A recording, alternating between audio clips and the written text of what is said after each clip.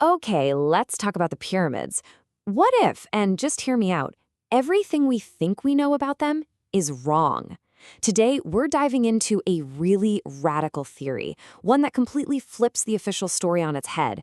We're talking about one of history's biggest, most fascinating unsolved mysteries. I mean, just think about them. The pyramids of Giza. They've just been sitting there for thousands of years, these silent giants watching the world change. They're incredible monuments from a civilization that's long gone.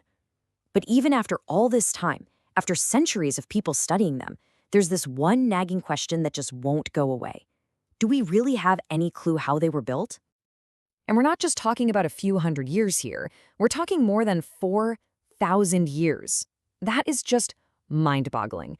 These things have literally watched entire empires rise up and then crumble into dust.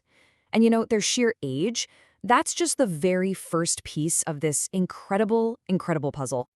So this brings us to the core of the mystery, this enduring enigma.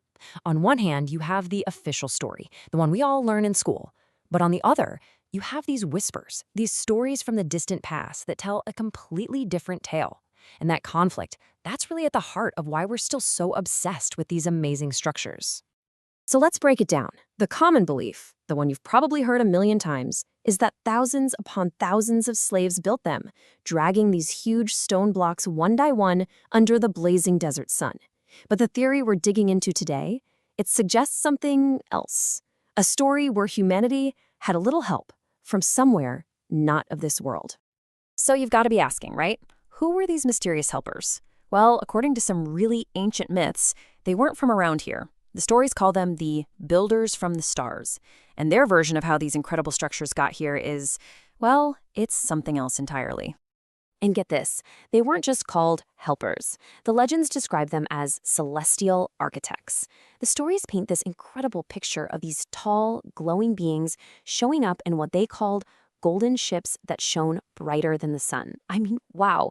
The idea is that they literally came down from the stars to teach us, to share their knowledge with humanity. And we're not talking about basic construction tips here. The scale of this knowledge was supposed to be huge.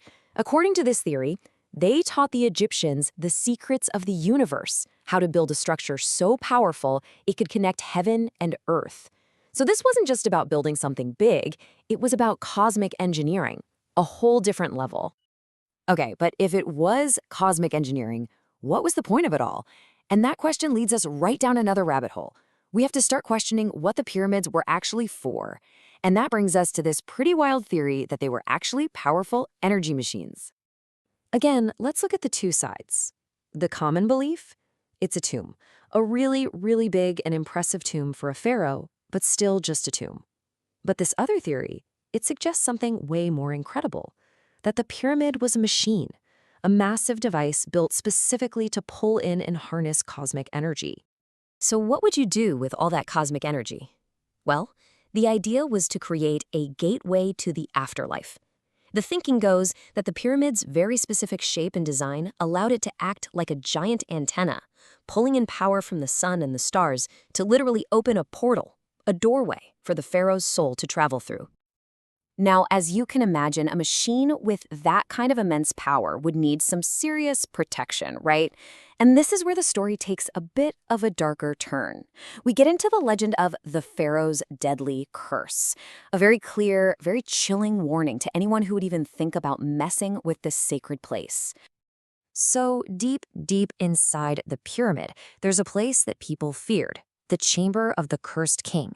According to all the legends, this chamber is ground zero. It's the absolute epicenter of all that protective, supernatural energy. And the old writings, they don't mince words. They're very clear. Anyone who goes in there without permission is going to awaken the guardian spirits. So we're not talking about your typical booby traps or giant rolling boulders here. This was supposedly a supernatural security system. But come on, is any of this cursed stuff real? Well, proponents of this theory always point to this one really chilling story from an expedition in the early 1900s, and it plays out in three really spooky steps. First, the team opens the tomb. Then, almost right away, their modern scientific equipment just starts failing. No explanation. And finally, one by one, the explorers start getting sick with this mysterious illness. As you can imagine, this completely freaked out the local workers. A whisper started spreading like wildfire through the camps. The curse of the pharaoh has been unleashed. It was this incredible, creepy collision of 20th century science running smack into an ancient supernatural warning. Okay, so myths and curses are one thing. But what about hard physical evidence? Well, this is where it gets really interesting, because the theory points to actual secrets written in the stone itself, details that are really hard to explain with our modern, conventional understanding of things. It's what keeps this whole mystery taking.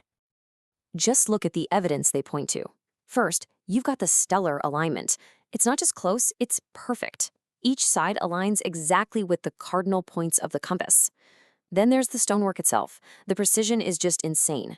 The blocks fit together so tightly you literally can't slide a piece of paper between them. And that leads to the biggest point, the technology gap. The idea that this structure is so perfect, even our best modern tech would have a hard time replicating it today. So all of this circles back to that one huge, profound question. Were the pyramids just tombs?